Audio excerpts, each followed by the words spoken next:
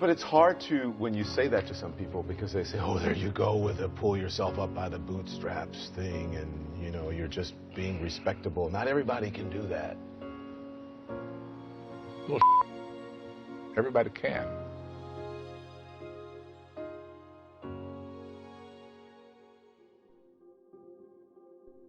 So to collect unemployment, you have to go out and hunt for employment. And you have a code. And mine was as a clerk typist, so you go out and you look for work as a clerk typist. And one day, I can't keep being forced to be a clerk typist. So I went to the employment office and I asked to see the supervisor. And I was led into this office, and this pretty little lady, redhead, whose name was Mrs. Lipton. What can I do for you? And I said, you're forcing me to be something I'm not. I have to go out and look for work as a clerk typist. I'm not a clerk typist, I'm an actor. So I just can't keep doing it this way. She took this thing and stamped my employment book. Said, you got 6 months. Go be an actor. So if Mrs. Lipton is alive today, Mrs. Lipton, I'm an actor. I got into the Air Force because I was, as it turns out, I was romanticizing that whole idea. You know, we were refighting World War II as I was growing up, so we had all these heroic movies. And I fell in love with the idea of flying.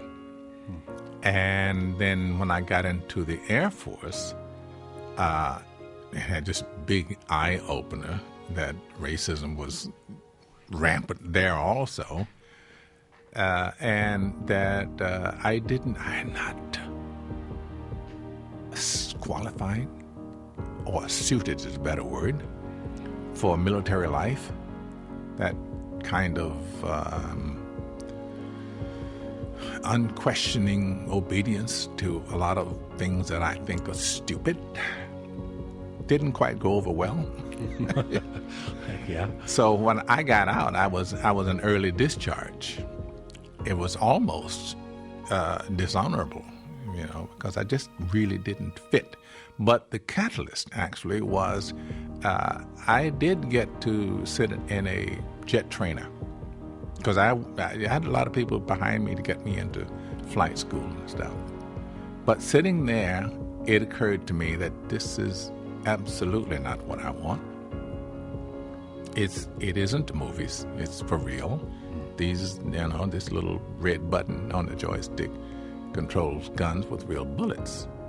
And I sat there for quite a while and knew that if I made a strafing run, I needed a camera here and I needed the people to be able to get up and go back to number one. So I got out of that plane on the runway at North Island Air Station, a Naval Air Station, and I walked away from that and towards acting. I knew that it was all about the movies. It was all about the movies. Here's a stat from your show, and it says that the richest 85 people on this planet have as much money as the poorest 3.5 billion. Yeah, right. That's on the planet, however. We still here don't abandon the idea that it isn't finite. It isn't finite if you were born, where were you born? I was born in Memphis, Tennessee.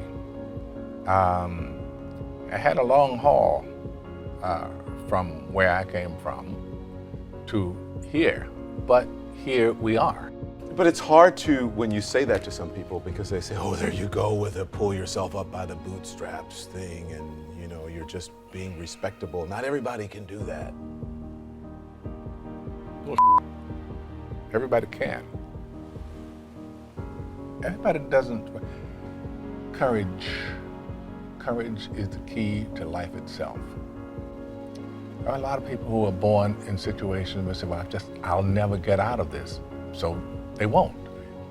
I say to people who say, well, I would like to have done so and so and so. So, well, you could have done it. So, well, I couldn't get out of here. Man, the bus runs every day.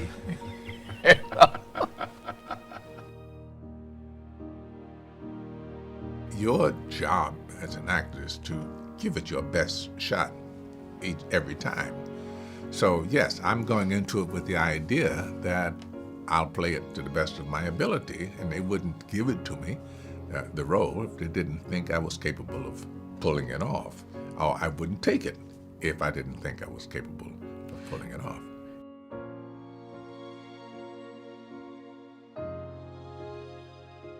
I got on stage the very first time when I was 8 years old. I was brilliant.